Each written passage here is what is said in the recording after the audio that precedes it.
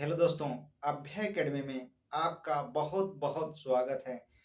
जो मित्र चैनल पे नए हैं, चैनल को लाइक, सब्सक्राइब और शेयर कर लें। जैसे कि बता दें कि हिंदी व्याकरण के अंतर्गत हम रस की टॉपिक को अभी देख रहे हैं और इसके बाद एक वीडियो और आनी है। रस अब समाप्त हो जाएगा। रस में यह 5वां लेक्चर है। इसके बाद एक वीडियो आपको देखने को और मिलेगी। इसके बाद रस का टॉपिक समाप्त हो जाएगा। आप लोग फिर जैसा कहेंगे या तो अलंकार ले लेंगे या तो समास उसकी चर्चा करेंगे। तो यह बहुत मोस्ट इम्पॉर्टेंट है। रस उस से क्वेश्चन बनते हैं और यहाँ पे बहुत लोग गलत करके भी आते हैं। तो हमने सोचा कि सबसे पहले हम रस, अलंकार, समास यही सब पढ़ लेते हैं, उसके बाद हम उधर चलेंगे। तो आइए देर न करते हुए अपने टॉपिक की तरफ शुरुआत करते हैं। तो इसके पहले आपने श्रृंगार रस, वीर रस, रौद्र रस पढ़ा। अब हम भयानक रस की चर्चा करते हैं। तो भयानक रस, इस भयानक रस का जो अस्थाई भाव होता है यह होता है भय। क्या होता है? भयानक रस का अस्थाई भाव भय होता है। तो भय आपको कब लगता है? ठीक, भय आपको कब लगता है? तो या तो आप किसी खूंखार जानवर को देख लें तब, या तो किसी अस्त्र शस्त्र से। जैसे मान लीजिए आप किसी जंगल में जा रहे हैं और जंगल में अचानक आपके सामने अगर शेर आ जाए, भालू आ जाए, तो आपकी स्थिति उस समय क्या होगी? आप पूरे भय से एकदम डर जाएंगे। तो यही चीज यहाँ पे बस समझना है हमको। तो भय दो प्रकार से होता है। ठीक, एक जब भय होता है तो पूरी शरीर हमारी कांपने लगती है, और जब पूरी शरीर कांपने लगती है तो हमको मूर्छा यानी कि बेहोशी आ जाती है। तो दो प्रकार से भय लगता है। शरीर पूरी कांपने लगती है और उसके बाद एक मूर्छा आ जाता है। अब थोड़ा सा हम इसकी परिभाषा की बात कर लेते हैं कि परिभाषा क्या है। तो बहुत ही आसान भाषा है परिभाषा, बस थोड़ा सा समझने का प्रयास करिएगा और यह बहुत आसानी से आपको समझ में आएगा और एग्जाम में बहुत आप अच्छा कर ले जाएंगे। कोई कहीं दिक्कत नहीं होगी। बस थोड़ा सा ध्यान कंसंट्रेट करके इसको देखिएगा कि जहां किसी दृश्य को देखकर या किसी घटना को सुनकर भय का माहौल उत्पन्न होता है, यानी कि भय उत्पन्न होता है, वहां पे भयानक रस होता है। एक बार फिर देख लें कि जहां किसी दृश्य को देखकर अथवा किसी घटना को सुनकर भय उत्पन्न होता है, वहां भयानक रस होता है। क्या होता है? वहां पे भयानक रस होता है। जैसे कुछ इसके उदाहरण लिखे हुए हैं, उसको देख लेते हैं कि एक और अजगर ही लखी, एक और मृगराई, बिकल बटोही बीच ही, परयो मूर्छा खाई। एक और अजगर लखी, एक और अजगर। जैसे मान लीजिए एक व्यक्ति है और यह व्यक्ति यह मार्ग पकड़ के जा रहा है। ठीक, अब जब वह कुछ दूर जाता है तो उसको एक तरफ इस साइड और इस साइड, बीच में यह व्यक्ति है। ठीक, यह व्यक्ति है। इस साइड उसको एक सांप दिखाई देता है और इस साइड यानी कि मृगराई, मृगराई मतलब होता है शेर, मृगराई मतलब होता है शेर, और इधर उसको शेर दिखाई दे रहा है। अब उसको समझ में नहीं आ रहा है कि हम अब करें क्या। तो बिकल बटोही बीच ही, जो बटोही है, जो राही है, वो बीच में पूर्ण रूप से फंस चुका है। और वह जब उसको यह बात समझ में नहीं आ रही है कि हम आगे जाएं कि पीछे जाएं, तो जैसे ही उधर सिंह को देखता है और इधर सर्प को देखता है तो वह बेहोश हो जाता है, मूर्छा खा के गिर जाता है। तो यहाँ पे आप ऐसे वर्ड को क्लू देखें, मूर्छा खाई। मूर्छा यहाँ पे आपको देखने को मिल जाएगा, तो आसानी के साथ इसको आप पकड़ ले जाएंगे कि यह भयानक रस है। क्या है? भयानक रस है। अब हम थोड़ा सा अगले एग्जाम्पल की चर्चा करते हैं कि अगला एग्जाम्पल क्या है। बाहेर होई देखी बहु कीसा, मोही आहार दिन जगदीसा, डर पे गीध, डर पे गीध बचन सुनी काना, अब भा मरण सत्य हम जाना। यह लाइन उस समय की लिखी हुई है जब जटाई और उसका भाई संपाति एक लंबे उड़ान के लिए सूर्य को छूना चाहते थे और दोनों लंबे उड़ान भरे भी। तो कुछ दूर जाते जाते जो जटाई यह थक चुका था, अब उसको सूर्य की जो अग्नि है वो काफी महसूस हो रही थी, तो वह वापस लौट आता है। लेकिन संपाति तो उसका नामो सनकी है और वह सनकी टाइप का प्रवृत्ति का पक्षी था और वह अपने जिद के कारण और वह ऊंचाई पे गया और जब सूर्य के करीब पहुंचा तो उसकी एक पंख जल गई और वह पंख जब जल गई तो वह सीधे श्रीलंका के समुद्र के किनारे जाके गिरा। उस समय की बात है जब सुग्रीव ने सारी बंदर सेना को सीता माता की खोज करने के लिए समुद्र के किनारे, मतलब जंगल जंगल में समुद्र के किनारे जहां भी लोग सीता माता की खोज करने के लिए भेजे थे, और वहां पे जब यह बंदर बैठ के सोच रहे थे कि इतना बड़ा समुद्र है, कैसे कोई पार करेगा, कोई तो रास्ता निकाले, तब उधर से एक हंसने की आवाज आती है और जोर जोर से आती है हंसने। तो वही संपाति मन ही मन बहुत खुश होता है और कहता है, अरे वाह, आज तो इतना भोजन मिलेगा, आज तो बहुत सारा भोजन मिलेगा, बहुत आनंद आ जाएगा आज खाने में। इधर सुग्रीव बोले थे कि सीता माता का पता लगा कर ही आना है, नहीं तो पूंछ पटक पटक के थोड़ेंगे। तो यह भी डर था कि उनका पता लगाकर आना है, और जब वह ऐसी आवाज, मतलब वो संपाति निकाल रहा था, सारे बंदर डर गए। बस उसी समय की घटना है कि बाहरे होई देखी बहु कीसा, मोही आहार दिन जगदीशा। यानी कि बहुत सारे बंदर एक साथ हमको अब खाने को मिलेंगे, डर पे गीत वचन सुनी काना। यानी कि डर गए सब। देखिए फिर यहाँ पे डर पे, यानी कि डर वाला फिर क्लू आपको मिला, डर पे गीत वचन सुनी काना, अब भा मरण सत्य हम जाना। तब वह अपने मन में यह, मतलब अपने आप को समझा रहे हैं कि अब हम लोगों को मरना ही होगा। तब तक वहां से कुछ क्लू निकला और बजरंगबली वहां से उड़ान भरते हैं और पता करके आते हैं। तो वह हुई थोड़ा सा रामायण की बातें, लेकिन आप इस पे थोड़ा सा कंसंट्रेट करिएगा, वहां से यह लाइन ली गई है।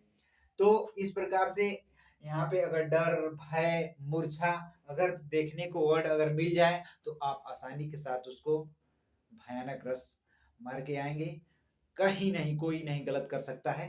तो आइए अब थोड़ा सा आगे वाले रस की चर्चा करते हैं, विभत्स रस। विभत्स रस मतलब होता है, इसका जो अस्थाई भाव होता है जुगुप्सा। क्या होता है? जुगुप्सा नहीं तो घृणा, या तो घृणा। इसका जो अस्थाई भाव होता है जुगुप्सा या तो घृणा। ठीक, देखिए जुगुप्सा मतलब घृणा ही होता है, और जुगुप्सा का मतलब घिन और जलन। तो देखिए सबसे पहले हम, जो घृणा होता है, यहाँ पे जो घिन है, घिन से ही मतलब है, न कि हमको जलन या डाह से मतलब है। जलन या डाह कब होता है? जलन या डाह जब जो कौरव थे, पांडवों को देखकर हर समय यह जलन या डाह की भावना इनके अंदर उत्पन्न होती थी। तो इसको यहाँ पे नहीं लेना, इससे मतलब नहीं है, सिर्फ यहाँ पर घिन से ही मतलब है। अगर जहां कहीं भी अगर घिन का वर्णन किया गया है तो वहां पे आप समझ लीजिएगा कि विभत्स रस है। तो बस यहाँ पे सिर्फ घिन का मतलब है, न कि जलन और डाह से मतलब है। जलन डाह में मतलब ही घृणा होता है, लेकिन इसका मतलब यहाँ नहीं है, सिर्फ घिन से मतलब है। आइए इसकी थोड़ा सा परिभाषा देखते हैं कि जहां किसी दृश्य को देखकर अथवा किसी घटना को सुनकर मन में घृणा या जुगुप्सा का भाव उत्पन्न होता है, उसे विभत्स रस कहते हैं, उसे विभत्स रस कहते हैं। तो इसकी एग्जाम्पल थोड़ा सा हम देख लेते हैं कि सिर पर बैठा काग आंखी दो घात निकारत, चीखत जीवहि सयार अति आनंद उर धारत। ठीक, ये लाइन उस समय की है जब शमशान घाट पे मुर्दा पे एक कौवा बैठ के उसकी आंख निकाल के बड़ी बड़ी आंखें खाता है। ये लाइनें उस समय की है। चीखत जी वहीं से यार, माने उसको कितना आनंद से खा रहा है, कितना उसका आंखें निकाल के खा रहा है, ये उस समय की लाइनें हैं। तो तो देखिए यहाँ पे भी घिन्न की बात हो रही है। जब एक शमशान घाट में एक मुर्दे को जो आंख निकाल के खाएगा तो कैसा उस समय का माहौल होगा, सोचिए कितना घिन आ रहा है। तो ये उस समय की बात है। तो जहाँ पे अगर घिन का वर्णन आ जाए तो समझ लीजिए वहां पे बीभत्स रस है। ठीक, अब हम थोड़ा सा अगले एग्जाम्पल की तरफ हम चर्चा कर लेते हैं कि जेहि विषया संतन तही मूड लिप्तात, जेहि नर डारत वमन करी स्वान स्वाद सोखार। कहने का मतलब यह है कि जो संत लोग जिस विषय पे चर्चा नहीं करते हैं, मूर्ख लोग यही कहते हैं ये मेरा है, ये खेत मेरा है, ये बाड़ी मेरा है, ये पुत्र मेरा है, ये पुत्री मेरा है, इसमें सब लिपटे रहते हैं और एक दूसरे पे ये मेरा है वो मेरा है करते हैं। लेकिन जेहि नर डारत वमन, वमन मतलब होता है उल्टी, वमन मतलब होता है उल्टी, वमन करी स्वान, स्वान मतलब होता है कि कुत्ता, कुत्ता स्वाद सुखार, यानी कि वमन को कुत्ता जो है स्वाद लेकर खा रहा है, कितना उसे आनंद आ रहा है। तो देखिए यहाँ पे भी घिन्न की बात हो रही है। जहाँ पे अगर घिन्न की बात हो तो समझ लीजिएगा कि वहां पे जुगुप्सा अलंकार है। ठीक, वहाँ सॉरी विभत्स रस है, अलंकार पे थोड़ा सा चले गए, वहां पे विभत्स रस है। तो आइए चलते हैं अब अगले रस पे जो हमारा अद्भुत रस है। अद्भुत रस में आश्चर्य या विस्मय, इसका जो अस्थाई भाव होता है आश्चर्य या विस्मय, जहां पे किसी को देखकर आश्चर्यचकित हो जाएं, विस्मय हो जाएं, वहां पे आप अद्भुत रस लगाएंगे। ठीक, उसकी थोड़ी सी हम परिभाषा देख लेते हैं, लेकिन परिभाषा देखने से पहले इस लाइन को थोड़ा सा ध्यान दीजिएगा कि जिसकी आपने कल्पना भी न की हो, जिसकी आपने कल्पना भी न की हो वह घटना आश्चर्य है। ठीक, जिसकी आपने कभी कल्पना नहीं की हो वह घटना आश्चर्य है। ठीक, मान लीजिए कभी आप मार्केट गए हुए हैं और अपने माता पिता से चोरी गए हुए हैं और कभी अचानक आपके सामने पिताजी आ जाएं तो कितना आश्चर्य होगा। तो वही चीज है यहाँ पे। तो थोड़ी सी इसकी परिभाषा देख लेते हैं कि जहां किसी दृश्य को देखकर अथवा किसी घटना को सुनकर मन में विस्मय या आश्चर्य का भाव उत्पन्न होता है, वहां अद्भुत रस होता है। क्या होता है? वहां पे अद्भुत रस होता है। जहां किसी दृश्य को देखकर अथवा किसी घटना को सुनकर मन में विस्मय या आश्चर्य की भावना उत्पन्न होती है, वहां पे अद्भुत रस होता है। ठीक, अब थोड़ा सा हम इसका एग्जाम्पल देख लेते हैं। अखिल भुवन चर अचर जग, अखिल भुवन चर अचर जग, हरि मुख में लखी मातु, चकित भई गदगद वदन, विकसित भृंग पिलका। देखिए ये लाइन उस समय की है जब भगवान श्री कृष्ण छोटे होते हैं और यशोदा माता उनको पालने में झूला मतलब झूला में उनको झुला रही होती हैं। ठीक, ये उस समय की घटना है और ऐसे ही झुला रही हैं, झूलते झूलते भगवान श्री कृष्ण की आंखें ऐसे ही लग जाती है, जमाई लेते हैं। तब तक यशोदा माता, देखिए अगर छोटा बच्चा अगर सो रहा है तो वह कितना सुंदर कितना मनोहर लगता है, अगर कोई बड़ा व्यक्ति अगर सोता है तो कितना कुरूप लगता है। उसी प्रकार अगर भगवान श्री कृष्ण ऐसे सो रहे हैं, पालने में झूला झूल रहे हैं, माता जी उनकी धीरे धीरे पालने में झूला झूल, तो उनकी थोड़ी सी आंख लग जाती है। तब तक उनकी माता यशोदा क्या देखती हैं, उनके मुख में यही देखती हैं कि चकित भई गदगद वदन, विकसित दृग पिलकार, यानी अखिल भुवन चर अचर। देखिए अखिल भुवन चर अचर, उनके मुंह में देखती हैं कि सारे संसार के नर जंतु मुख उनके मुख में देख लेती हैं।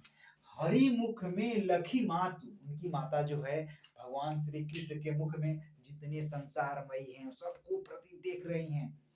चकित भई गदगद वदन, यहाँ पे चकित हो रही है, चकित भई गदगद वदन, यहाँ पे वदन नहीं है, चकित भई गदगद वचन, इसको च बना लीजिएगा, ये च है वचन, विकसित दृग पिलुकात।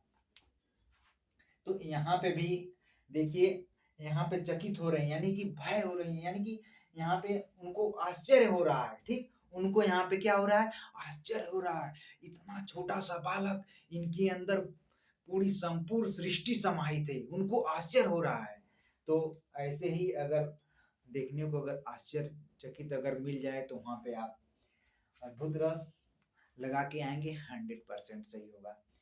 अब थोड़ी सी इसकी कुछ ऐसी लाइनें हैं जो आपको ट्रिक के माध्यम से थोड़ा सा हम बताने का प्रयास करेंगे। और कि मुंह खुला रह जाना, मुंह खुला रह जाना, मुंह खुला रह जाना, पलके न झपकाना, और जड़ता की स्थिति आना, यानी कि आदमी एकदम सन्न हो जाए, डर जाए, एकदम चकित रह जाए, आदि शब्द आए तो अद्भुत रस होगा। क्या होगा, अद्भुत रस होगा।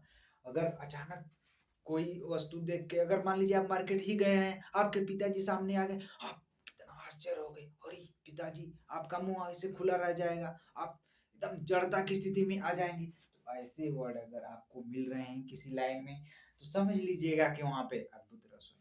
ठीक, अब यहाँ अद्भुत रस तक हम देख लिए, इसके बाद हम अगली वीडियो में चर्चा करेंगे। मात्र एक लेक्चर और आएगा रस की, इसके बाद हम नए टॉपिक की शुरुआत करेंगे। आप हमें जरूर कमेंट बॉक्स में बताएं कि कैसा रहा ये लेक्चर, जरूर अवश्य बताएं। और जो मित्र चैनल पे नए हैं, चैनल को लाइक कर लें, सब्सक्राइब करें और शेयर करें। बहुत बहुत धन्यवाद पूरा वीडियो देखने के लिए।